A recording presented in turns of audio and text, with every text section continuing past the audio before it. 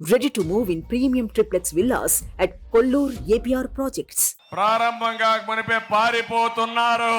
ఇక్కడ మీ ఉత్సాహం చూస్తా ఉంటే ఎప్పుడెప్పుడు 13 మే వస్తుందా, 2 బటన్లు నొక్కి వైఎస్ఆర్ కాంగ్రెస్ పార్టీని బంగాళాఖాతంలో కలిపేయడానికి సిద్ధంగా ఉన్నారు. తెలుగుదేశం పార్టీ అడ్డా మన కొవ్వూరు. కొవ్వూరులో మళ్ళీ నాటి ఊపు కనపడస్తా ఉంది. ఆ కసిమిలో కనపడస్తా ఉంది. తెలుగుదేశం పార్టీని గెలిపించాలని గట్టి సంకల్పం మిమ్మల్ని చూస్తే నాకు అర్థం అవుతా ఉంది. దారిలో వస్తా ఉంటే చూశాను మా ఆడబిడ్డల అభిమానం, చిన్నారి పిల్లల యొక్క ఉత్సాహం చూశాను. ఇప్పుడే ఆ పాపను చూడండి. తెలుగుదేశం పార్టీ కండువా మెడలో వేసుకుని తల్లి భుజాలపైన ఎక్కి, చంద్రన్న మా భవిష్యత్తు మీదేనని ఆ పిల్లల భవిష్యత్తు కోసం తల్లిదండ్రులు ఉత్సాహంగా వచ్చే పరిస్థితి వచ్చారు. రాజకీయ గాలి వీస్తా ఉంది, మారుతా ఉందా లేదా?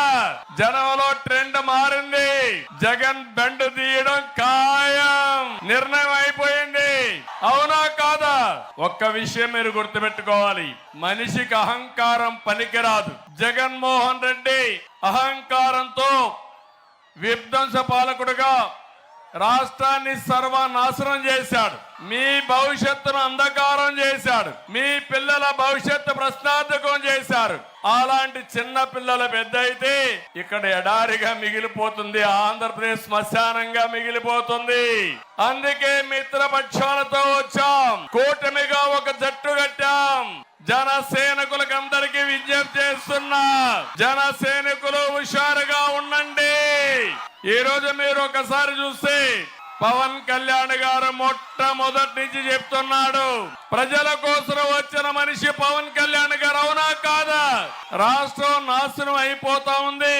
ప్రభుత్వ వ్యతిరేక ఓటు చీలకూడదు, రాష్ట్రాన్ని కాపాడుకోవాలని మొట్టమొదట ముందుకు వచ్చిన వ్యక్తి పవన్ కళ్యాణ్ గారు అని చెప్పి నేను మీకు తెలియజేస్తున్నా. కొవ్వూరు సభ ద్వారా మనస్ఫూర్తిగా అభినందనలు తెలియజేసుకుంటున్నాను.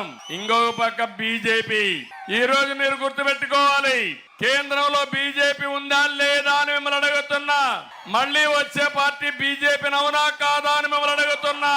అందుకే ఈ రాష్ట్రాన్ని కాపాడుకోవడానికి, ప్రజల్ని గెలిపించడానికి, మీకు న్యాయం చేయడానికి బీజేపీ, తెలుగుదేశం, జనసేన ఒక జట్టుగా ఇక్కడికి వచ్చాం.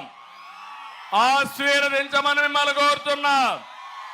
ఆశీర్వదిస్తామని గట్టిగా చప్పట్లు కొట్టి చెప్పండి.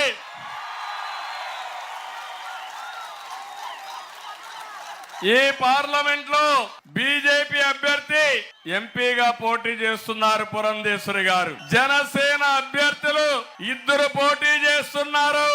రాజానగరం ఏ నియోజకవర్గం, ఇంకోటి నిడదవోలు. కడం 5 ఇంకొక సీటు బీజేపీకి ఇచ్చాం కానీ అది ఇంకా డిసైడ్ కాలేదు. కడం సీట్లు తెలుగుదేశం పార్టీ పోటీ చేస్తున్నాం.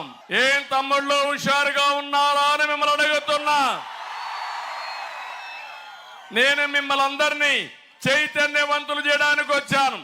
మీ ఉత్సాహం చూస్తే నన్ను ఉత్సాహపరచడానికి మీరు ఇక్కడికి వచ్చారు.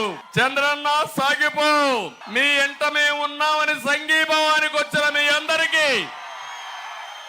పేరు పేరున మనస్ఫూర్తిగా నమస్కారాలు. మీరెట్టయితే ఎండ కూడా లెక్క పెట్టుకోరు, నేను కూడా ఎండ వాన ఏమీ లెక్క పెట్టుకోవడం లేదు.